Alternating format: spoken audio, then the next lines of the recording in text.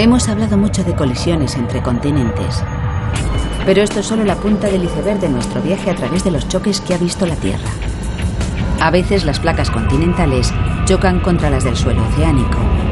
Otras, el suelo oceánico choca contra suelo oceánico.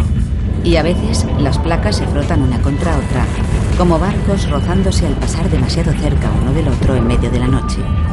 Y todo para crear un relieve montañoso tan impresionante como el del Everest.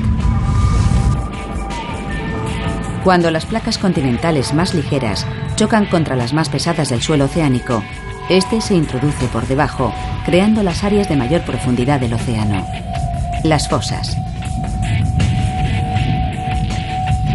Vaciemos la cubeta planetaria una vez más y observemos el fondo del Pacífico en las proximidades de Sudamérica. Aquí la placa oceánica de Nazca choca violentamente y se introduce por debajo de la parte continental de la placa sudamericana. A su vez, la placa sudamericana se arruga dando lugar a las altas cumbres de los Andes, la columna vertebral del continente. Una columna vertebral llena de peligros. Aquí se oye con frecuencia el rugido de terremotos y se observa el borboteo de volcanes. En algunos lugares hay placas oceánicas que se encuentran inevitablemente con otras placas oceánicas y el resultado es catastrófico. Una danza de cortejo en las profundidades que da lugar a devastadores terremotos.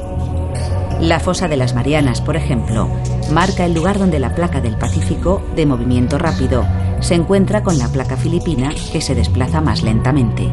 La depresión Challenger, situada en el extremo sur de la fosa de las Marianas, se introduce tan profundamente en la corteza terrestre que si se pudiera poner boca abajo al Everest, cabría perfectamente dentro. También aquí nacen volcanes. A lo largo de millones de años, la lava lanzada por un volcán en erupción se solidifica en el fondo del océano, amontonándose hasta dar lugar a un cráter volcánico submarino que sigue creciendo y al superar el nivel del mar, forma una isla de origen volcánico. Es habitual que estos volcanes salgan a la superficie y formen cadenas de islas. Los geólogos llaman anillo de fuego a las consecuencias de la actividad de toda esa intrincada serie de placas tectónicas que bordean la gigantesca placa del Pacífico. Y no se equivocan. El anillo de fuego se sacude y explota en Java, Filipinas, Japón y Rusia. Y sigue moviéndose hacia el este, a lo largo de las islas Aleutianas hasta Alaska, y luego gira bruscamente hacia el sur, bordeando la costa occidental de Norteamérica, Centroamérica y Sudamérica.